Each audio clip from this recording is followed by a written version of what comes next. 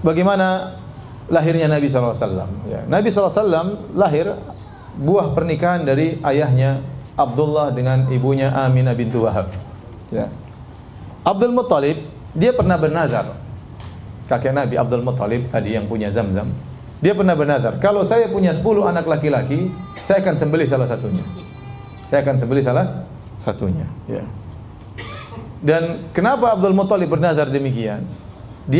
Para ulama menyatakan dia mengucapkan nazar ini waktu dia sedang gali Zamzam, anaknya cuma satu tadi Al-Harith.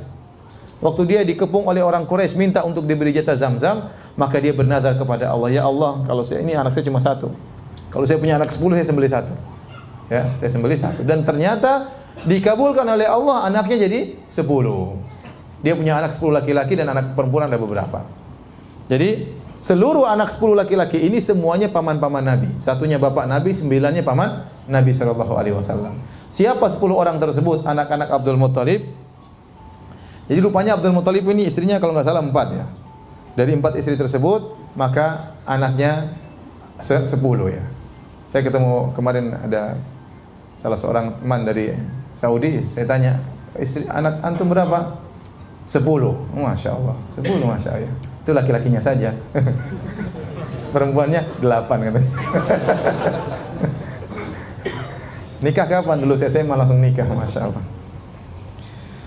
Taib, yang pertama anak tertua namanya Al-Harith ya, dan ibunya adalah Sofiyah bintu Jundub. Yang kedua namanya Az-Zubair. Ya, ibunya adalah Fatimah binti Amr Al-Makhzumiyah. Yang ketiga Abdul Uzza. Abdul Uzza inilah Abu Lahab. Abdul Uzza Abu Lahab, ibunya adalah Aminah binti Hajar. Kemudian yang keempat Al-Muqawwam, ibunya adalah Halah. Yang kelima adalah Dirar, ibunya Natlah. Yang keenam Abu Talib, ibunya adalah Fatimah bintu Amr Al-Makhzumiyah.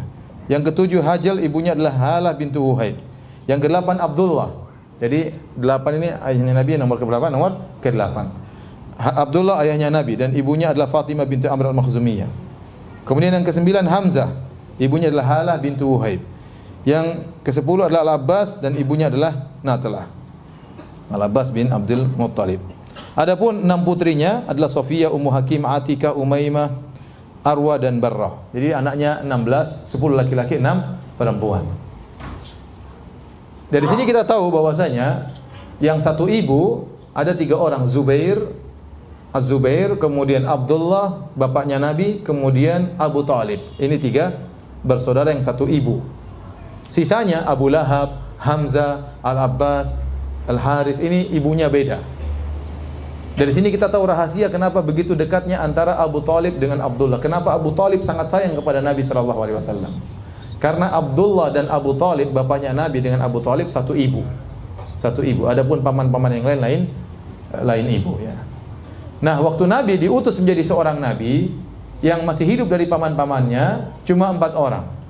Waktu Nabi diutus menjadi seorang Nabi, tatkala beliau berusia 40 tahun, yang masih hidup dari paman-pamannya 9 orang, ya, semuanya sudah meninggal, 5 orang tinggal 4. 4 orang tersebut adalah Abu Lahab, kemudian Abu Talib, kemudian Hamzah dan Al-Abbas. 4 orang. 2 orang meninggal dalam kondisi musyrik, 2 orang masuk Islam, meninggal dalam kondisi Islam. Yang meninggal dalam kondisi musyrik Abu Lahab, yaitu tadi Abdul Uzza namanya. Kemudian satunya lagi siapa? Abu Talib. Dua-duanya meninggal dalam kondisi musyrik. Yang meninggal dalam kondisi Islam Hamzah, meninggal dalam perang Uhud, kemudian Al-Abbas meninggal setelah wafatnya Nabi sallallahu alaihi wasallam, ya. Inilah paman-paman Nabi sallallahu alaihi wasallam. Taib, akhirnya Abdul Muttalib melaksanakan nazarnya. Dia pun akhirnya ingin menyembelih putranya Abdullah, bapaknya Nabi sallallahu alaihi wasallam. Dan dia sangat sayang kepada Abdullah. Mulailah kemudian ya, ada yang kasih ide, wahai Abdul Muttalib, jangan kau sembelih anakmu ya. Pilih antara anakmu atau 10 ekor onta. Kemudian buatlah undian. Ya. Akhirnya kemudian ya Abdul Muttalib membuat undian. Dia mengatakan, ya Allah, Allahumma anakku atau 10 ekor onta. Dia buang, ternyata yang jatuh anaknya. Waduh. Harus disembelih anaknya. Enggak, tambah lagi 10 ekor onta. 10 ekor onta kedua. Ya Allah, anakku atau 10 ekor onta. Ternyata keluar lagi Abdul yang harus disembelih. Dia ulangi lagi. Yang ketiga keluar lagi Abdullah. Yang keempat keluar lagi Abdullah. Yang kelima keluar lagi Abdullah. Sampai ke 9 keluar lagi apa? Abdullah. Dia masih lanjut. Yang ke-10 baru kemudian 100 ekor, 10 ekor onta. Akhirnya dia tidak menyembelih putranya Abdullah, dia sembelih 100 ekor onta. Ya. Paham?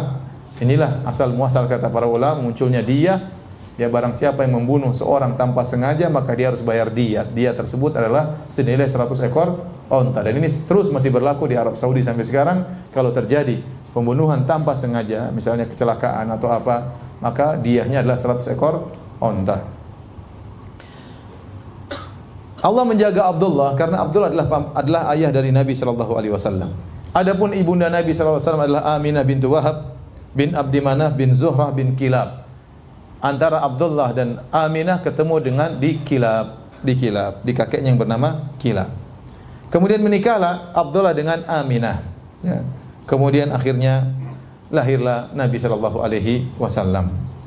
Adapun cerita-cerita tentang bagaimana proses pernikahannya maka tidak ada dalil yang jelas, tidak ada dalil yang sahih, ya. Cuma ada sebagian riwayat-riwayat dhaif yang menyebutkan tentang Abdullah. Ada yang mengatakan Abdullah punya istri yang lain selain Aminah. Ada yang mengatakan Abdullah melakukan nikah istibdha, yaitu seperti kita pernah jelaskan, ada seorang laki ingin mendapat bibit unggul maka dia suruh istrinya bersih kemudian suruh digauli oleh Abdullah. Ya, dan ini semua riwayat yang lemah. Ada yang mengatakan ada seorang wanita minta digauli oleh Abdullah, bapaknya Nabi. Kenapa? Dia melihat cahaya di bapaknya Nabi sallallahu alaihi wasallam. Namun sebelum wanita digauli, Abdullah menggauli dulu Aminah, ibunya Nabi sallallahu alaihi wasallam. Setelah dia menggauli Aminah, dia balik, wanita itu balik, ternyata cahaya sudah hilang dari wajah Abdullah. Maka dia bilang, saya tidak mau.